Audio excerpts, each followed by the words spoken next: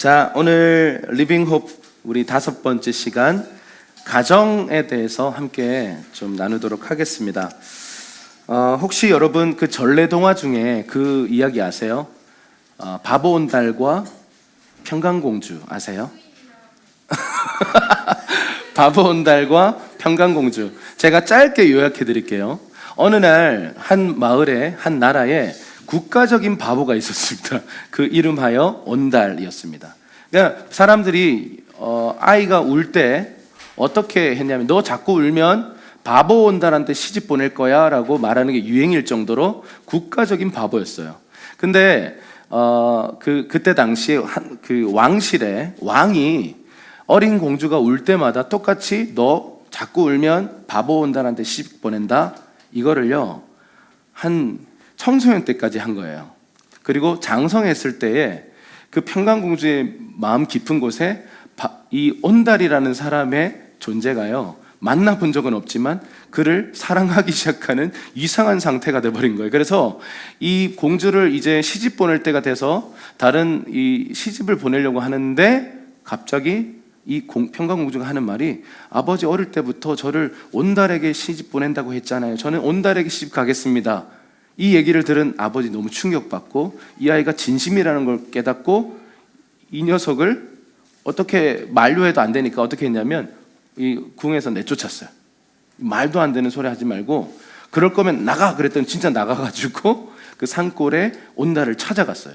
찾아갔더니 눈이 안 보이는 노모를 모시고 살던 이 온달은 조금 배움이 없었고 어떻게 보면 좀 어리숙했던 사람이지만 정말 효심이 가득했던 사람이에요. 참 좋은 사람이라는 것을 확인하고는 그에게 자초지종을 설명하고 시집을 갔어요. 그때부터 이 평강공주와 이 바보 온달의 결혼 생활이 시작되는데 물론 힘들었겠죠. 그런데 이 평강공주가 끊임없이 이 온달을 믿어주고 온달을 존중해주고 또 칭찬해주고 그 안에 잠재되어 있던 잠재력들을 봐주면서요 그가 대단한 용사적 기질을 가지고 있다는 것을 발견합니다. 그래서요 그 공주기 때문에 어릴 때부터 활 쏘기 이런 것들을 조금씩 다 배웁니다. 그래서 활을 가르쳐주고 창 던지기 가르쳐주고 검술을 가르쳐줬어요. 근데 이게 배워본 적이 없던 이 온달이 그걸 배우면서 잠재력이 폭발되면서 정말 강력한 용사로 몇 년간 거듭나고 훈련되었어요. 그래서 이 카이로스 타임이 오는 거죠. 국가적인 어떤 행사가 있는데 사냥대회예요. 사냥대회에 출전했습니다. 근데 이 사냥대회에 출전했다가 왕이 멧돼지 떼에게 습격을 당했어요. 그래서 지금 왕이 지금 생명 위협을 당하고 있는 그런 상황인데 바보 온달이요 저 멀리서 창을 던져가지고 대장 멧돼지를 죽이고 하여튼 막 이 10수마리를 막 그 자리에서 다 몰살시켰습니다. 그래서 이 용맹하고 대단한 장수가 누구냐? 온달입니다. 이 왕이 깜짝 놀라요. 네가 온달이란 말이냐? 바보 온달이란 말이냐? 예, 어릴 때 사람들이 저를 그렇게 놀렸습니다. 근데 어떻게 이렇게 이 모든 것들을 이제 자초지종을 듣고 평강공주를 만나고 그래서 실제로 바보 온달이 온달 장군이 돼버립니다. 저는 이 이야기를 어릴 때 들었어요. 그래서 정말 이게 그냥 하하하 하고 웃고 지나갔는데 우리나라 전래 동화지만요 참 중요한 교훈들 그리고 또 진리들을 내포하고 있는 이야기가 아닌가 싶습니다. 얼마 전에 이런 그 CF가 있었는데 얼마 전이 아닙니다. 오래전에 그 김희애인가요? 이렇게 나와가지고 남자는 여자하기 나름이에요 이렇게 했어요. 그걸 이렇게 보면서 막 웃기도 하고 따라하기도 여러 사람들이 따라하기도 하고 그렇게 했거든요. 근데 그 얘기가 어떤 이야기인지를 이제 저도 결혼 생활 한 15년을 하니까 알겠어요. 오늘 가정에 대해서 3장에 들어가면서 베드로가 이 아내들에게 그리고 각각 남편들에게 권면을 하는데요. 아내에 대한 분량이 굉장히 길어요. 그리고 남자들한테는 한 줄로 그냥 끝내버려요. 베드로가 남자니까. 근데 여러분 잠언에도 보면요 여성들을 향한 잠언이 굉장히 길어요. 이게 왜 이러는 것일까? 무슨 여자가 문제가 있어서 그런 것일까? 아니요. 여자는요, 영향력이 아주 강합니다. 조이 도슨이라고 하는 세계적인 중보 기도자가 계세요. 그분의 책에 보면 한 챕터가 여자의 영향력이라는 챕터가 있는데, 그 챕터의 얘기를 이렇게 쭉 읽어보면 여자가 썼기 때문에 여자의 영향력이 굉장히 크다라는 이야기들을 쭉 적어놨는데, 그 얘기를 읽으면서 굉장히 공감했습니다. 처음 어떤 얘기를 하냐면, 아담과 하와가 이 선악과를 따먹었을 때 이렇게 처음에 미혹당했던 게 하와예요. 그래서 이걸 가지고 또 어떤 사람들은 여성들을 공격하기도 하죠. 거봐, 여자들이 문제야, 이렇게 했는데, 여러분 이런 관점은 싸움을 일으키는 것이고요. 어쨌든 하와가 미혹당해서 선악과를 땄어요. 따가지고 뭐 했냐면 남편한테 줬어요. 그래서 이 남편은 직접적으로 하나님께 절대 먹어서는 안 된다라는 직접적인 관계 안에서 이 명령을 들었으면서도 불구하고 그걸 같이 딱 먹어버리는 겁니다. 여기서 중요한 건 뭐냐면, 여성이 더 문제다, 남성이 더 이런 문제가 아니라요, 여성이 더 영향력이 있다는 겁니다. 그래서 그 영향력을 어떻게 발휘할 것인가에 대해서 그 한 챕터를 이야기하고 있어요. 자, 우리 이 아내들을 향한 권면, 우리 6절을 걸쳐서 말하고 있는데요, 우리 같이 한번 읽어보도록 하겠습니다. 베드로전서 3장 1절에서 6절입니다. 우리 한 목소리로 쭉 읽겠습니다. 시작. 아내들이여, 이와 같이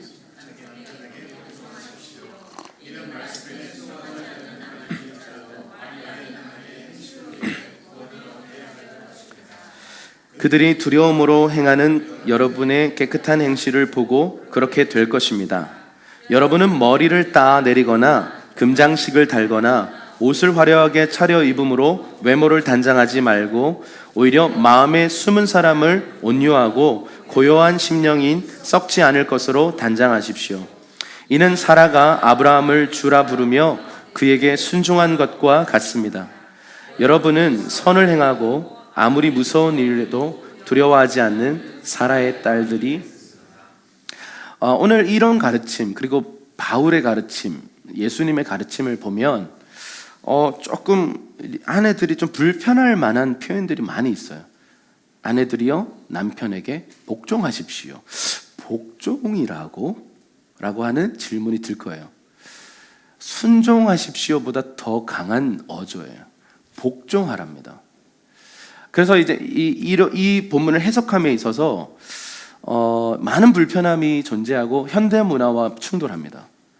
아니, 남자와 여자가 평등한데 왜 이 아내에게 이렇게 하고 있는 겁니까? 그때 당시 문화를 반영한 거군요. 지금은 문화가 달라졌으니까 달라졌겠군요 라고 말하지만, 사실은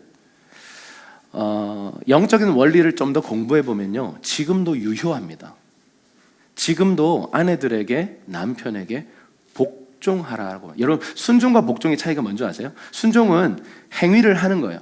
예를 들어서 이걸 하십시오 하면 그걸 하면 순종한 거예요. 근데 복종은 뭐냐면 마음까지도 드리는 거예요.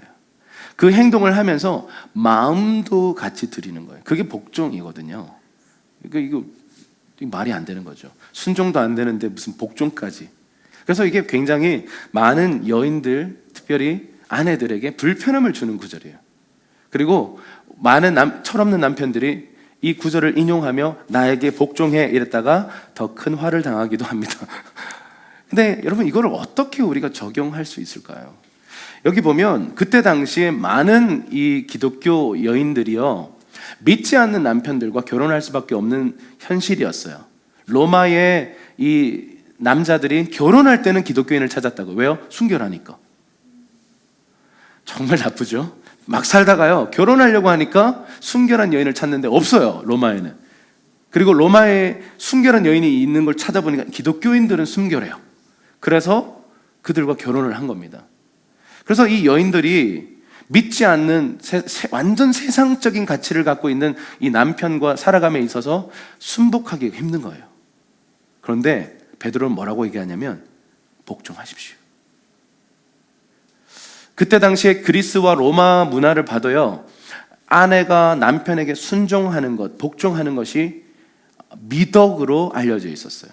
그러니까 이거는 이 동양은요, 대부분 이 부분에 대해서 거의 다 100%이 여성들이 남성들에게 복종하는 문화를 갖고 있었어요. 이것이 부작용도 참 많았고 남용도 많았어요. 이 권위를 남용해서 이 뭔가 이 평등한 관계가 아니라 이게 질서를 넘어서서 거의 계급적으로 이렇게 만들어버린 이 악한 문화들도 있는데요. 어쨌든 이 동양 문화에는 이런 게 존재합니다. 그런데 이때 당시에 이 아내들에게 이러한 권면을 주는 건 뭐냐면, 믿지 않는 남편일지라도 믿는 남편, 믿지 않는 남편 상관없이 복종하십시오 라고 말하고 있어요. 그래서 왜 그렇게 말했냐면, 첫 번째 이유는 이렇습니다. 그 행위를 통해서 그가 구원을 받게 될 것입니다. 이런 겁니다. 엄마 혼자 예수 믿고 남편 예수 믿지 않고 자녀들 예수 믿지 않아요. 그럼 어떻게 해야 예수를 믿을까? 예수 믿어? 여보 예수 믿어? 얘들아 예수 믿어? 안 믿어요. 어떻게 그들에게 복음이 들어가냐면요, 띠 두르고 북치면서 예수 천당 이런다고 복음이 들어갈 수 있습니다. 그런데 쉽지 않아요.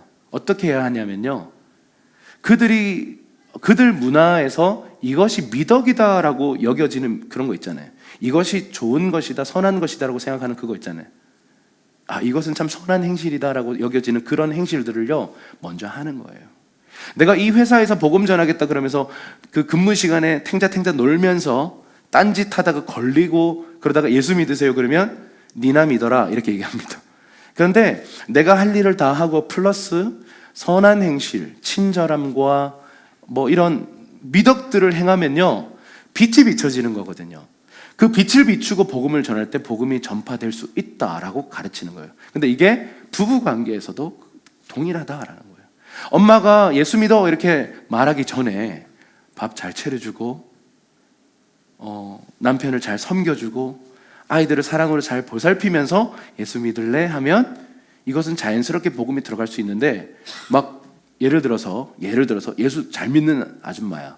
근데 막 교회 일이 바빠가지고 아이들 밥도 안 해주고 남편 막 밥도 안 해주고 알아서 먹어 이러고는 막 교회 봉사 하다가 예수 믿어 그러면 여러분 어떤 마음이 들겠어요?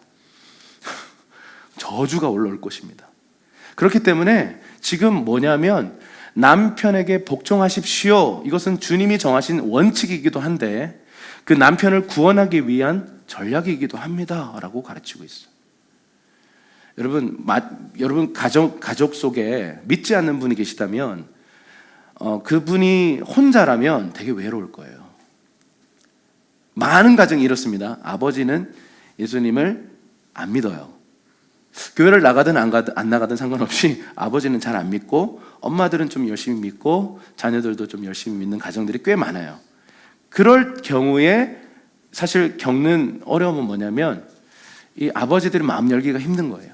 왜냐하면 자기들끼리의 대화, 그리고 나는 알아들을 수도 없어. 자기들끼리의 문화가 이미 생겼고 나는 거기에 낄 수가 없어. 휴일이면 자기들끼리 교회 행사에 가. 이러한 고립과 외로움들 때문에요 사실 굉장히 힘들어 합니다.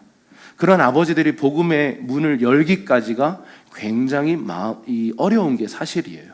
그래서 사실은 그분들을 위해서 그분들에게 좀 맞춰드리고 그분들이 미덕이라고 생각하는 그런 거 있잖아요. 예를 들면 그 아버지가 가족끼리 식사하는 걸 너무 좋아하는데 항상 교회 사역, 교회 일 때문에 만약에 가족들이 그 시간을 가질 수 없었다면 가족들이 약속을 해서 마음을 나누고 아버지를 포함해서 함께 식사 모임을 자주 갖는 것, 그것이 하나의 전략일 수 있다는 것입니다. 근데 이 아내들에게 기본적으로 뭐라고 얘기하냐면 남편에게 복종하라고 하는 것입니다. 네, 아내들에게 아멘 안 시킬게요. 네, 여러분들이 그냥 이 하나님의 말씀 앞에 어떻게 반응해야 될까? 이것에 대해서 진지하게 고민하고 결단하기를 바랍니다. 자, 계속 한번 볼게요. 2절에 보니까 그렇게 하는 그 근원이 뭐냐라는 거예요. 남편에게 복종하는 그 근원이 뭐냐? 그가 구원받을 수 있기 때문에 그렇게 해라. 자, 두 번째는 뭐냐면 두려움으로 행하는 깨끗한 행실. 자, 무엇이 두려워서 그렇게 깨끗하게 살아가는 것일까요? 하나님을 두려워하는 거예요. 여기서 하나님을 두려워한다는 것은 하나님을 공포스럽게 생각한다 이런 게 아니라 하나님을 경외하기 때문에 남편에게 복종하라 이 말입니다. 여러분, 이런 거죠. 내가 왜 너한테 복종해야 돼? 내가 왜? 내가 너보다 나은데? 근데 주님을 사랑하고 주님을 두려워하기 때문에 주님의 법과 주님의 질서대로 내가 남편에게 복종하는 거예요. 여러분, 이때 질문이 들 거예요. 나보다 탁월해서일까? 아니면 존경받을 만해서 내가 복종해야 하는 걸까? 성경은 no라고 얘기해요. 여러분, 사실 우리 남자들 인정할 건 인정합시다. 여자들이 더 탁월해요. 공부 수석 졸업한 사람들 보면 비율이요, 여자가 더 많이 높아요. 우리 특히 신학대학교 가보면 과 수석들 다 아줌마들이에요. 공부 진짜 열심히 해요. 그리고 교수님하고 친해요. 교수님하고 맨날 밥 먹고요. 나이대가 비슷하니까 밥 먹고 친하고 막 거의 친구야. 그래서 뭔가 학점이 더 잘 가나? 어쨌든 그런 일들이 있어요. 사실 여성들이 더 탁월하다라는 것이 이미 통계적으로 증명됐어요. 그런데 왜 더 탁월한 사람이 남자가 이런 사람들에게 복종하라는 거지? 성경에 그 모델이 나타나는데 사라예요. 사라와 아브라함의 관계를 지금 이야기하는데요. 뭐라고 얘기하냐면 6절에 보면 사라가 아브라함을 뭐라고 고백했다고요? 주라고 고백했다고요. 여러분, 이 주는 누구에게 쓰는 거죠? 예수님에게 쓰는 거잖아요. 하나님에게 쓰는 거잖아요. 근데 남편에게 주라고 불렀다. 물론 그 시대에 그런 문화들이 있었던 것도 사실이에요. 자, 그 문화적인 것들도 반영이 됐을 겁니다. 그런데 어쨌든 남편에게 복종하는 그런 깊은 태도를 가지고 있었다라고 말합니다. 그러면서 여러분, 여기에 생략돼 있지만 여러분, 아브라함이 더 탁월했을까요? 아브라함이 존경받을 만했습니까? 두 가지를 얘기하거든요. 여성들이요, 온유함과 이 고요함으로 이렇게 나아가라 이렇게 얘기하거든요. 이 온유함과 정숙함으로 단장하라고 얘기하는데, 자, 이 온유함을 생각해 보면 얼마나 빡칠 일이 많았을까요? 남편을 생각하면서. 여러분, 이 아브라함을 생각해 보세요. 아브라함은 이 사라가 좀 예뻤어요. 그래서 예쁜 아내를 나름대로 보호한다고 했는데 자기 꾀에 자기가 빠져가지고 이 아비멜렉에게 내 누이라고 속였어요. 아내라고 하면 죽일 것 같아가지고. 그래서 누이라고 속였더니 잘 됐다 그러더니 내가 네 누이와 결혼하고 싶다. 반해버린 거예요. 사라가 예뻐가지고. 그래서 데려가 버렸어요. 여러분, 이게 남편으로서 가능한 겁니까? 자기 살려고 비겁하게 아내를 누이라고 얘기해가지고 팔아먹은 거예요.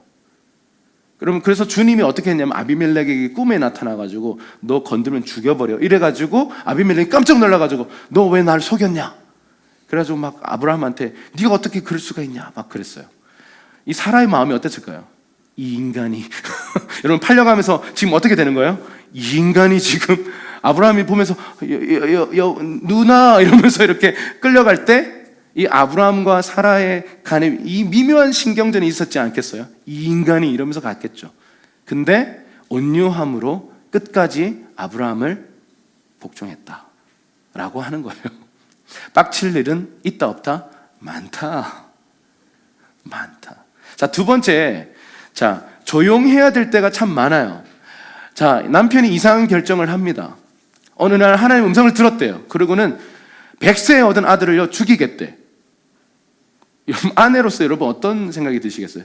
돌았나? 이런 생각이 들겠죠. 이 남편이 지금 돌았나 지금? 저게 결정이라고 하는 건가? 하여튼 이 인간은 하여튼 결정하는 것마다 이상해. 막 이까지 올라오잖아요. 근데 어떻게 하라고요? 고요하래요. 정숙하랍니다. 하고 싶은 말이 이까지 올라오지만 그걸 누르랍니다. 그러고는 복종하랍니다. 와, 여러분, 이 아들을 데리고 모리아산에 올라가는 데 있어서 참 대단했던 것은 이삭도 대단했고요, 사라도 대단했어요. 사라가 그 이야기 결정 앞에 아무 말 하지 않고 하나님을 신뢰하기 때문에 남편이 이상한 결정을 내렸는데 그냥 그 결정에 자신이 아무 말 하지 않고 내어주는 거예요. 사랑하는 아들을 데리고 지금 제물로 바치겠다고 가고 있는데 아무 말 안 한 거예요. 이게 사라의 복종이었습니다. 그래서 이 사라를 본받아라 이렇게 얘기한 것입니다. 여러분들은 사라의 딸들입니다 라고 믿는 자들에게 말하고 있어요. 여러분, 아내 여러분, 이 남편이 결정하는 것들 빡칠 때 많잖아요. 그리고 막 자기 살겠다고 막 누이라고 하진 않겠지만 지 혼자 먹고 살겠다고 막 집 밖으로 챙기고 막 아내를 뭐 이렇게 배려하지 않는 모습 때문에 막 분노가 올라오잖아요. 온유함으로 복종하십시오 라고 말하고 있어요. 여러분, 결코 이것이 쉬운 일은 아닐 것입니다. 성경에 기록되어 있지 않겠지만 사라도 많이 빡쳐서 들이받았지 않았을까, 몇 번은 그 과정 속에서 주님의 주되심 앞에 순복하는 과정이 있었지 않았을까 생각해 봅니다. 그래서 여러분, 이 여성분들에게 이렇게 얘기하고 있어요. 여러분들 3절에 보면 머리를 닦거나 머리를 따내리거나 금장식을 달거나 옷을 화려하게 차려입음으로 외모를 단장하지 마십시오라고 하는데, 그러면 뭐 화장하면 안 되나요? 예쁜 옷 입으면? 아니요, 그런 얘기가 아니라 사실 강조점은 뒤에 말이에요. 왜 겉을 화려하게 치장하는 것보다 속 사람을 아름답게 만드십시오라고 말하고 있어요. 그러니까 천국 뷰티샵으로 와라 이렇게 얘기하는 겁니다. 여기서는 뭐 하냐 하면요, 온유함과 정숙함으로 단장하라. 이 두 가지를 이 아내들에게 권면하고 있어요. 온유함과 정숙함이에요. 온유함과 정숙함. 네, 뭔가 분위기가 착 깔았네요. 네, 기분이 안 좋으신가요? 네. 우리 형제들은 분위기가 좀 살아나고 있는 것 같고 우리 아내들은 살짝 좀 그런 것 같은데, 자, 이제 남편의 차례입니다. 자, 베드로전서 3장 7절 우리 함께 읽겠습니다. 시작. 남편들이여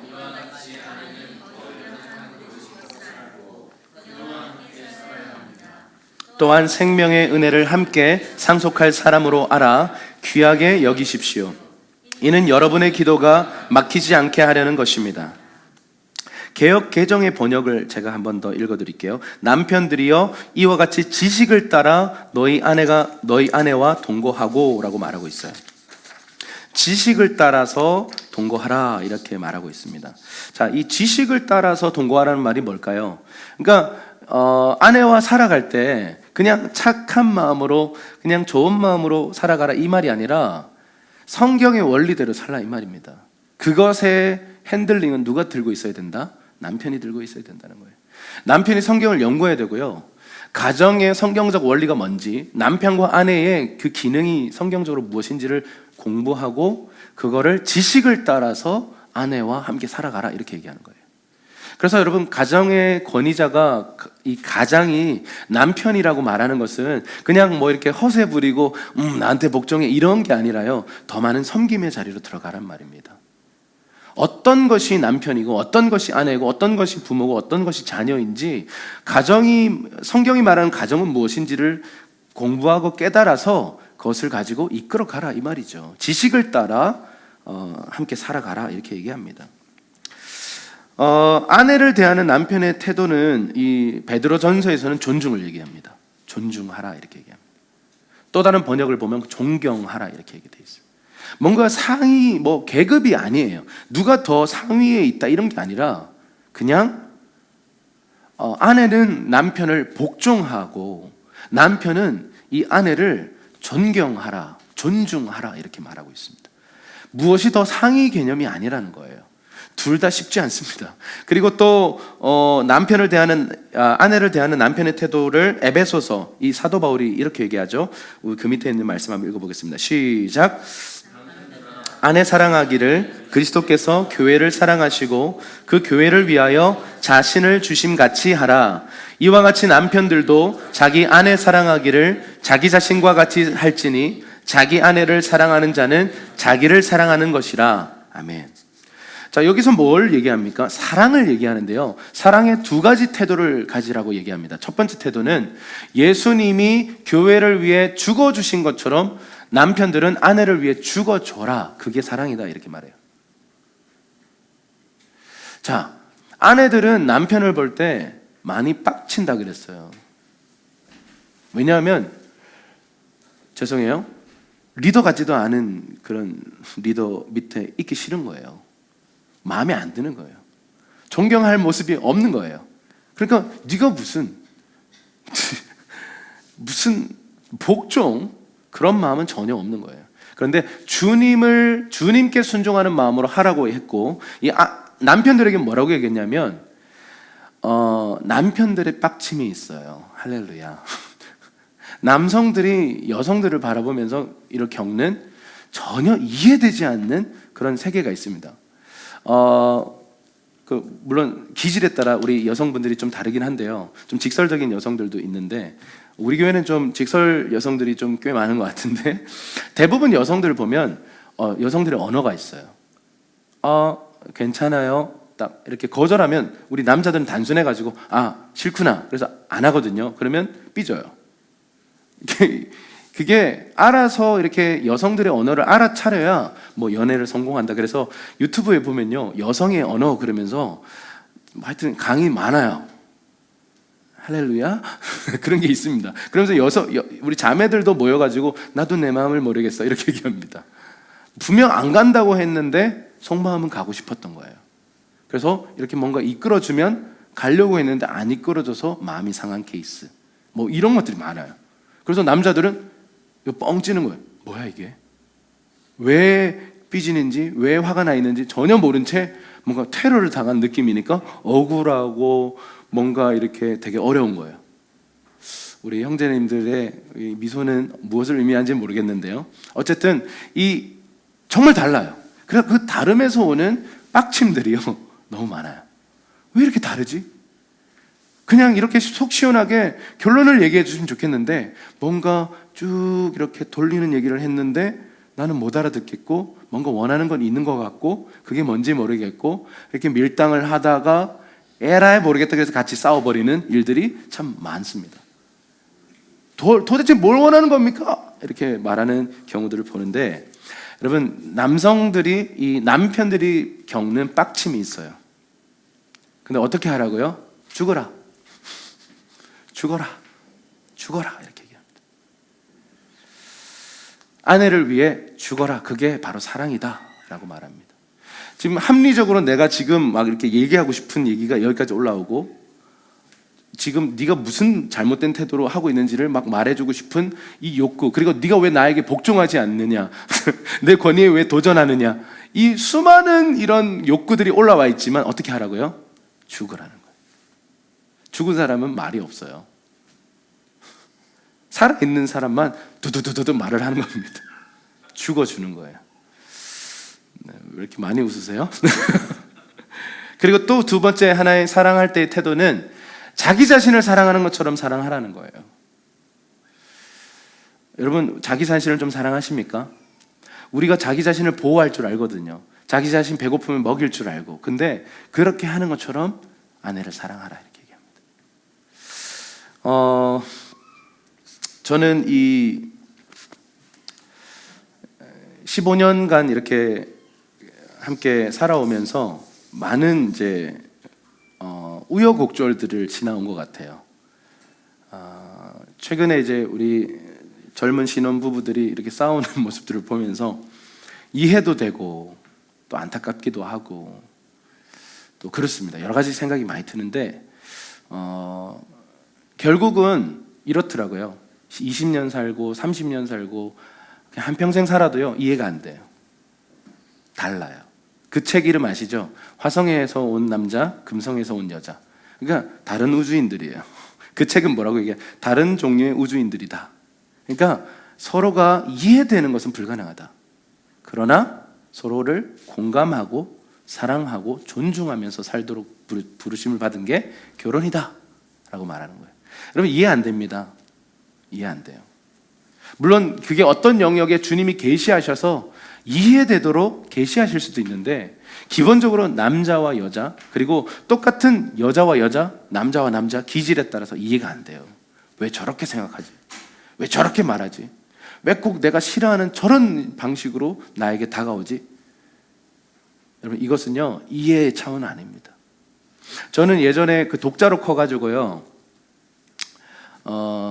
이게 사회화가 안 돼가지고요, 결혼을 좀 일찍 했잖아요. 고생을 많이 했습니다.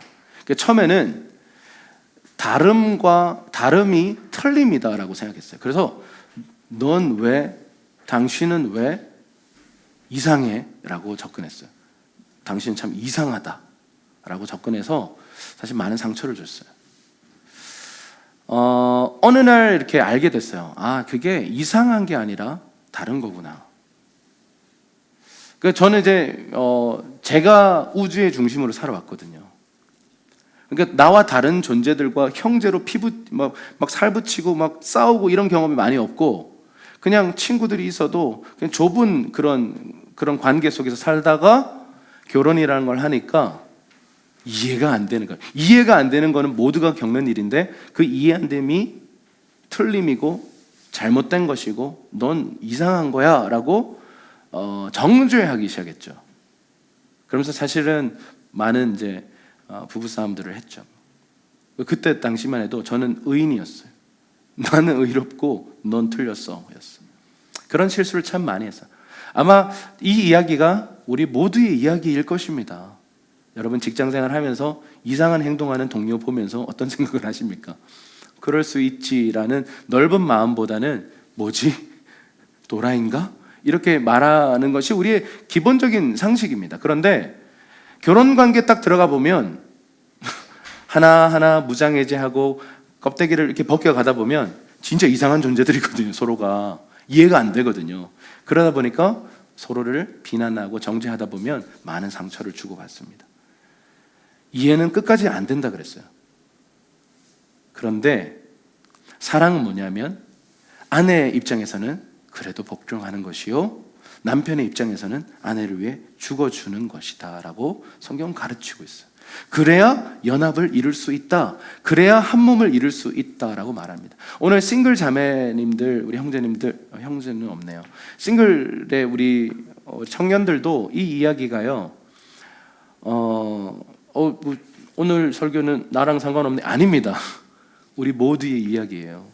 여러분들이 앞으로 겪어나가야 할 이야기들이고, 그리고 조금 이따 나올 이야기들은 가정을 넘어선 사회활동, 공동체 활동 전체를 얘기하고 있습니다. 여러분, 이것이 우리 안에서 뭔가 빚어지고 다듬어지고 성숙되면요, 사회생활 똑같습니다. 사회생활로도 열매가 나타나고 교회도 건강해지고, 이 땅 가운데 여러분 정말 하나님의 나라가 임하게 됩니다. 부부가 하나 되는 것이 참 어려운데요, 그것이 정말 어떻게 보면 이 땅에 하나님 나라를 펼쳐놓는 중요한 키가 됩니다. 부부가 하나 되어서 함께 기도하면요, 과연 어떤 일이 있을까요? 두 사람이 합심하여 기도하면 하늘에서 내가 들을 것이다 라고 주님 약속하셨잖아요. 부부가 마음이 하나 된 채로 기도하기 시작하면 어떤 일이 이 땅 가운데 여러분의 삶에 펼쳐질까요? 아무리 믿지 않는 가문 속에서 영적 전쟁이 치열하다 하더라도 만약에 하나 된 마음으로 한다면 주님의 약속이 어떻게 우리의 삶에 펼쳐질까요? 물론 쉬운 얘기가 절대 아니에요. 저도 힘들어요. 지금도 싸우고 있는 문제지만 우리가 함께 이 부분을 성경의 원칙을 따라, 진리를 따라, 지식을 따라 싸워나가야 한다고 믿습니다. 그래서 우리 옆 사람에게 잘해봅시다 한번 얘기하시죠.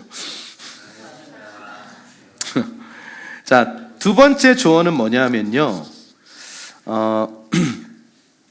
이 남편들이 이 아내를 대할 때 가져야 될 자세는 뭐냐면, 이 아내가 더 연약한 그릇이다라는 것을 알아야 합니다. 이 연약한 그릇이라는 말은 상위 하위 개념이 아니고요, 더 섬세하고 더 예민하다라는 것입니다. 남자들은 진짜 투박해요. 물론 섬세한 남자들도 있습니다만 좀 대체적으로 투박하고 좀 거친 문화를 갖고 있어요. 툭툭 치고, 좋으면 툭툭 치고, 이렇게 그런 스타일입니다. 그런데 예전에 제가 말씀드린 적이 있는데, 남자 방식으로 우리 여성들에게 이렇게 사랑을 표현하다가 혼난 분들이 있습니다. 막 이렇게 지나가면서 등짝을 팍 때리고 그게 사랑의 표현인 거예요. 애정 표현인 거예요. 근데 이 자매들은 섬세하기 때문에, 예민하기 때문에 굉장히 불쾌해하고, 그것 때문에 시험 들고 막 난리가 난 거예요. 그래서 중간에서 이거를 전달해 주니까 이 남자는 깜짝 놀래가지고 나는 좋아서 그런 건데, 근데 이 자매는 깊은 상처를 받았어. 그러니까 이게 참 좋은 의도를 가지고 이렇게 했는데 이 사람에게는 상처가 되는 거죠. 그래서 물론 서로에게 적용되는 말씀입니다만, 남편들이 가져야 될 자세는 아내들이 더 연약한 그릇이기 때문에 소중하게 다뤄줘라 라고 말하는 것입니다. 저를 포함해서 이 자리에 있는 우리 남편들이요, 아내를 소중하게 생각하십시다. 아멘. 네, 아멘. 네, 할렐루야. 자, 첫 번째 질문입니다. 아내와 남편들이요, 이 명령에 순종할 마음 있습니까? 네, 이거 마음속으로 대답해 보십시오. 만약 없다면 왜 그런지 한번 생각해 보세요. 그리고 또 하나 생각해 볼 것은, 성경은 우리에게 이렇게 선언하고 있으니까 그러면 어떻게 이 진리를 살아낼 수 있을 것인가? 조언들과 함께 좀 솔직하게 나눠보고요, 서로 기도해 주고 그러면 좋겠습니다. 베드로전서 3장 8절에서 12절입니다. 가기 전에 잠깐 한 이야기를 좀 들려드리겠습니다. 그 성 어거스틴의 어머니가 이름 아세요? 모니카라는 어머니가 있어요. 유명한 분인데, 모니카의 기도, 이렇게 많이 유명한 얘기입니다. 근데 믿지 않는 남편과 믿지 않는 아들, 근데 믿지 않을 뿐만 아니라 이방 종교에 심취해 있었어요.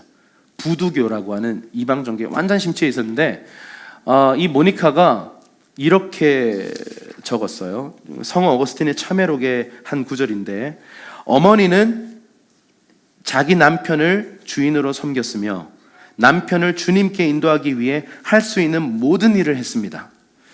행동으로 주님이 그로써 어머니를 아름답게 만드신 그 행동으로 아버지께 주님에 대해 말씀하신 겁니다. 말로 말씀한 게 아니라 행동으로 말했다는 거죠. 마침내 어머니의 남편의 삶이 이 생에서 거의 끝나갈 무렵, 부두교에 완전 심취했던 이 남편이 그를 주님께로 인도할 수 있었습니다. 자, 여기서 포인트는 예수 믿어라, 예수 믿어라 하는 말이 아니라 선한 행실을 하고 섬기고 남편을 존중했더니 그 남편이 그 부두교를 버리고 그리스도교로 돌아왔다. 그리고 여러분, 어거스틴은 완전 망난이었잖아요. 막 방탕하게 살아갔던 그 인생이었는데, 야, 네가 그렇게 살면 안 돼, 이렇게 하지 않고요, 기도하고 끝까지 어머니로서 이 아들을 사랑했더니 어느 날 성령이 그 인생을 붙잡아서 기독교 역사상 가장 위대한 신학자가 된 케이스입니다. 성 아우구스투스라고 하는 이 성 어거스틴의 이야기입니다. 여러분, 이게 바로 여자의 영향력이에요. 남자들을 비하하거나 이런 얘기는 아니고요, 여성들의 영향력은 큽니다. 전 세계 교회사를 읽어보세요. 예수님을 따라다녔던 제자들도요, 제자들은 막 난리를 쳤는데 예수님의 십자가의 죽음과 부활을 예비한 사람들 다 여성들이었어요. 마리아, 뭐 이런 사람들요. 막 자신의 결혼 지참금, 전 재산을 막 들이붓기도 하고요, 막 그런 일들을 했던 사람들 거의 여성들이었어요. 여성들이 주님 앞에 온전하게 드려질 때 놀라운 일들이 일어나는 것입니다. 자, 우리 세 번째, 우리 베드로전서 3장 8절에서 12절입니다. 우리 한 목소리로 읽겠습니다. 시작. 마지막으로 여러분들은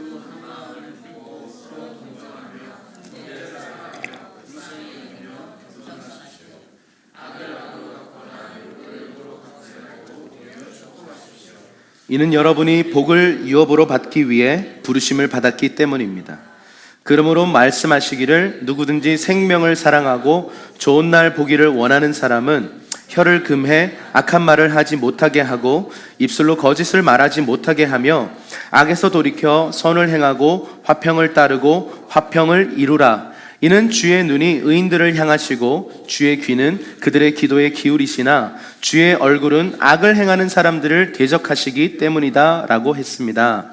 자, 마지막으로 라고 하는 이 단어는요, 원어를 보면 진짜 끝으로 마지막으로라는 뜻보다는 오히려 강조법인데요, 결국은 뭐 예를 들어 결과적으로 뭐 궁극적으로 내가 하고 싶은 말은 이거야 라고 말하는 거예요. 그러니까 앞에 수많은 얘기 있잖아요. 직장에서 상사에게 복종하라, 뭐 아내가 남편에게 복종하고 남편은 뭐 아내를 존중하라, 뭐 이런 얘기를 하면서 지금 궁극적으로 하고 싶은 말은 뭐냐면, 여러분은 모두 한 마음을 품으십시오 라는 거예요. 여러분들 하나 되십시오라는 거예요. 자, 이 하나 되기 위해서 따라붙는 이 이야기들이 있는데, 마음을 하나로 합치는 것과 또 이어서 어떤 이야기를 하죠? 서로 동정하며라고 하는데, 이 동정은 아유 불쌍하네 이게 아니고요, 고통을 함께 짊어지는 것입니다. 같이 고통을 나눠지는 것을 말하는 것입니다. 그리고 형제를 사랑하며 불쌍히 여기며, 이 불쌍히 여기도 아유 불쌍한 인생 이게 아니고 긍휼이고 헤아리는 거예요. 한마디로 말하면 공감하는 겁니다. 그리고 겸손하십시오라고 얘기합니다. 그리고 복수하지 말고 축복하라는 거예요. 복수 혈전이 우리의 삶에 있잖아요. 당한 만큼 갚아주고 싶잖아요. 복수하지 말고 축복하라는 거예요. 그리고 화평을 이루라라고 말합니다. 여러분, 교회가 어떤 것입니까? 공동체는 어떤 거예요? 하나됨을 연습하는 것이에요. 그리고 하나됨을 이루는 것입니다. 여러분, 우리가 어디 가서 하나됨을 연습하겠어요? 여러분, 가정입니다. 그리고 이 가정을 넘어서서 어디서 하나됨을 연습하겠어요? 바로 교회입니다. 교회에서 그냥 지난번에 말씀드린 것처럼 10년간 인사만 하는 관계, 그냥 약수만 하는 관계, 여러분, 이거는 교회가 아니에요. 교회는요, 같이 막 부대끼고 친밀한 가운데 들어가다가 부딪히고 싸우고 갈등이 생기고 섭섭하고 마음 상하고, 그렇지만 또 용서하고 또 축복하고 화평을 이루고 또 대화하면서 그 사람을 이해하게 되고 공감하게 되고 하면서 내가 깎여가는 거예요. 저는요, 일찍 결혼을 하고 일찍 공동체를 개척하면서, 물론 지금도 많이 배워가야 하지만, 나와 다른 사람들에 대해서 처음에는 정죄했죠. 전 정말 이상한 인간들이구나. 근데 그 사람과 진실하게 커피를 마시면서 밥을 먹으면서 대화하고 함께 교제를 진실되게 나누다 보니까 이해되는 거예요. 공감되는 거예요. 아, 이 사람은 이렇게 생각해 왔고 이런 배경에서 살아와서 이것이 자연스럽게 이렇게 나오는 거고, 나는 이런 배경에서 나와서, 근데 서로 이게 너무 다르구나. 다른 것은 틀린 게 아니구나. 그걸 머리로 알아도요, 실제로 그 틀림과 다름이 딱 직면하고 부딪힐 때는 아파요. 힘들어요. 그런데 사회생활은 우리 그냥 믿지 않는 사람들이 그냥 동아리 활동이나 사회생활 하면서 딱 부딪히면 딱 돌아서잖아요. 근데 교회는 어떤 것이에요? 딱 부딪히잖아요.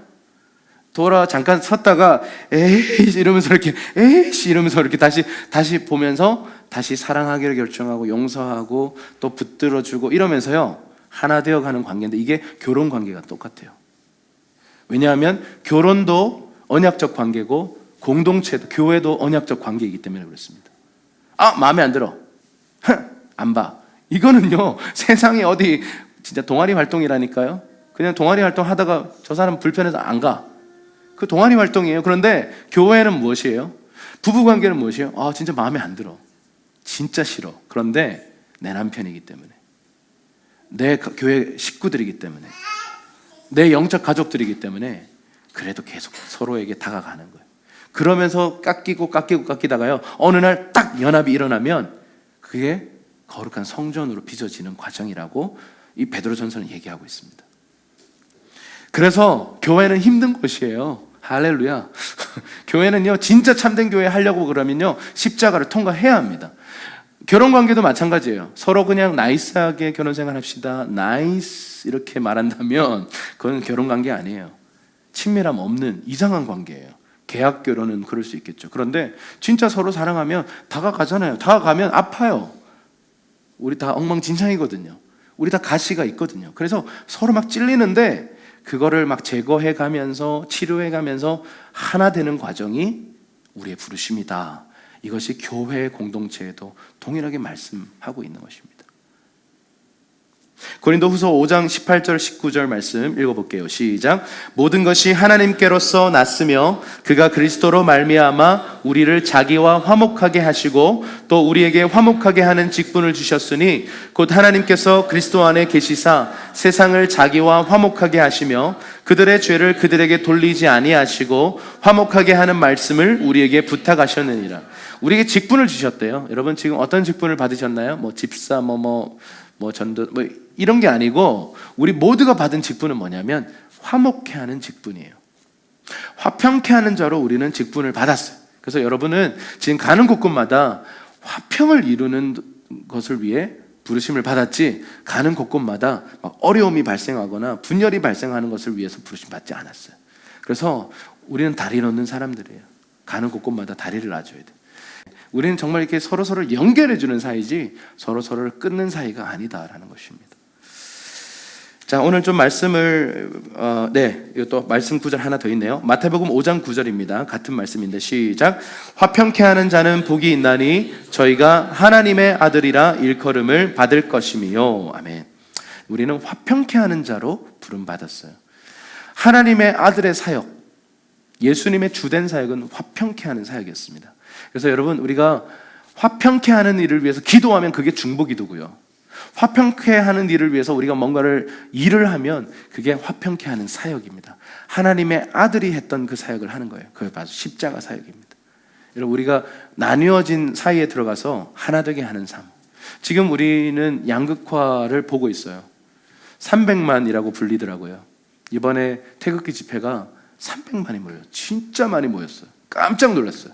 이렇게까지 많이 모이는구나 싶을 정도로 모였는데, 이 300만을 보면서 완전 이 사회가 양극화되어 있는 거예요.